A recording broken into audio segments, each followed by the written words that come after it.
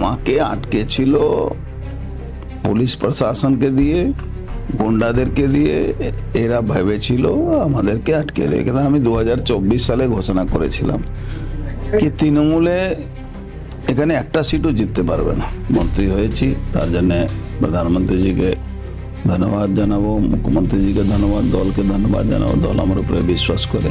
এতদিন আপনি তৃণমূল কংগ্রেসটা করেছেন, মানে জেলে বসেও আপনি নির্বাচন জিতেছেন, সেখানে আপনি ব্রাত্য ছিলেন, আপনি মন্ত্রী হননি। মানে আমি তো মানুষ, আমি মিথ্যা কথা বলি না। আমার কোনো নিশ্চয়ই আমি মানুষ, আমারও ইচ্ছা।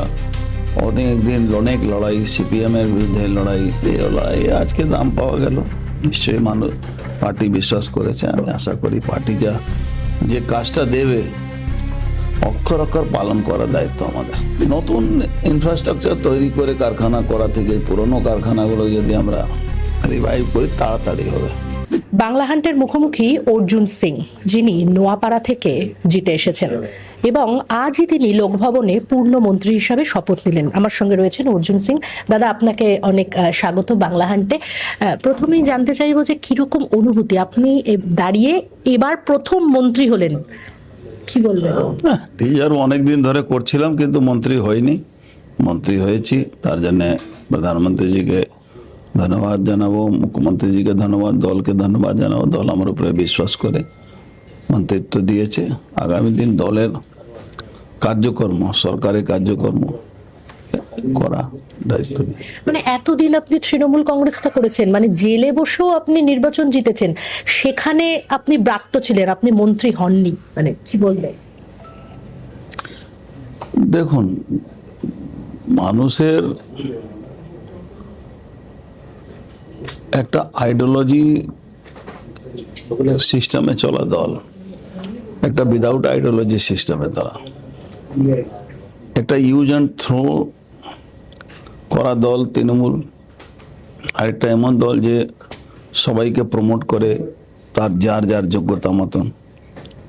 তো এই তফাৎটা থাকবে, ছিল আমাদের সঙ্গে।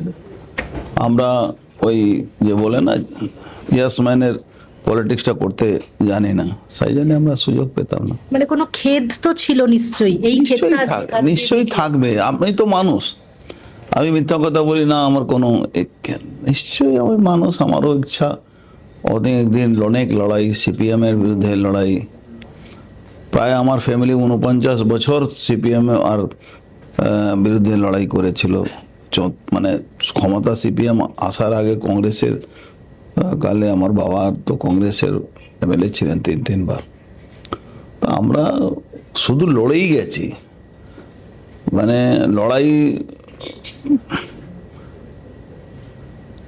লড়াই পাশে আমার নামটা লিখে দেওয়া হয়। যে আমাকে জিজ্ঞেস করে ফোন, মানে কোনো রিপোর্টার জিজ্ঞেস করে বলে আপনি খুব লড়াই করেন, মানে লড়াইটা আমার পাশে জুড়ে গেছে। এই লড়াইয়ের আজ দাম পেলেন। এই লড়াই আজকে দাম পাওয়া গেল। নিশ্চয়ই মানুষ, পার্টি বিশ্বাস করেছে। আমি আশা করি পার্টি যে কাজটা দেবে অক্ষর অক্ষর পালন করার দায়িত্ব আমাদের। কি করবেন ব্যারাকপুরের জন্য, মানে প্রথম পর্যায়ে কি থাকবে দায়িত্ব? দেখুন, একটা সময় ছিল শিল্পাঞ্চলের ধোঁয়া বেরোতো প্রত্যেক চিমনি থেকে।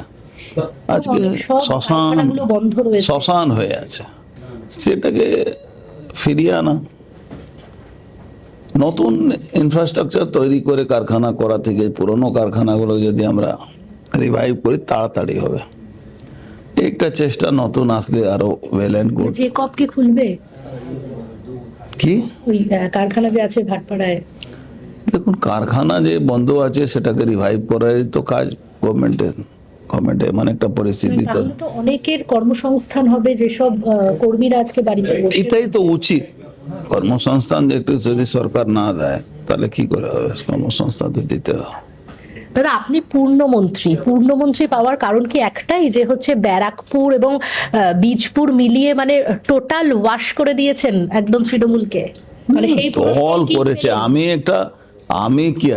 আপনি তো আমাকে নিজেই বলেছিলেন, আমি ইন্টারভিউতে বলেছিলেন ভোটের আগে, যে আমি বলেছিলাম যে সব থেকে কঠিন সিটটা আমাকে দিন, আমি সেই সিটটা থেকে জিতে আসবো। আপনি দলকে বলেছিলেন। সেটা তো ঠিকই আছে, দল আমাকে দিয়েছে। মানে সেই পুরস্কারই কি আজকে পেলেন? বলতে পারবো না, এটা তো যারা নেতৃত্ব আছে তারা বলতে পারবেন। কিন্তু হ্যাঁ, আমার যা টাস্ক ছিল আমি টাস্কটা না তার কারণ উত্তর 24 পরগনাটা তো এটা একদম ব্যারাকপুর কমিশনারেটে 14টার মধ্যে 12টা সিট জিতেছে। অ্যাচিভমেন্ট তো আছে, ওয়াশ তৃণমূল এটা তো অ্যাচিভমেন্ট আছে। আর দুটো যেটা হেরেছি আমরা, সেটা দুঃখ আছে। দেখি যদি, কেন একজন তো শারীরিক দিক থেকে অসুস্থ আছেন, হয়তো আবার ভোট টোট হয়ে গেলে আবার জিতে যাবো। না মানে ব্যারাকপুর কেন্দ্র, নৈহাটি, মানে বড় বড় নাম, পার্থ ভৌমিক, তারপরে শুভদত্ত, পার্থভূমি কত বড় নাম কি করে হয়? পার্থভূমি ঘরে পালিয়ে বেড়াচ্ছে। সোমনাথ শ্যাম, মানে এরা তো আপনাকে একটা সময় আটকে ছিল, মানে এদের জন্যই আপনাকে তৃণমূলটা ছাড়তে দেখুন, আমাকে এরা কি আটকাবে? আমাকে আটকে ছিল পুলিশ প্রশাসনকে দিয়ে, গুন্ডাদেরকে দিয়ে। এরা ভেবেছিল আমাদেরকে আটকে দেবে, কিন্তু আমি 2024 সালে ঘোষণা করেছিলাম কি তৃণমূলে এখানে একটা সিটও জিততে পারবে না, সেটাই হয়েছে।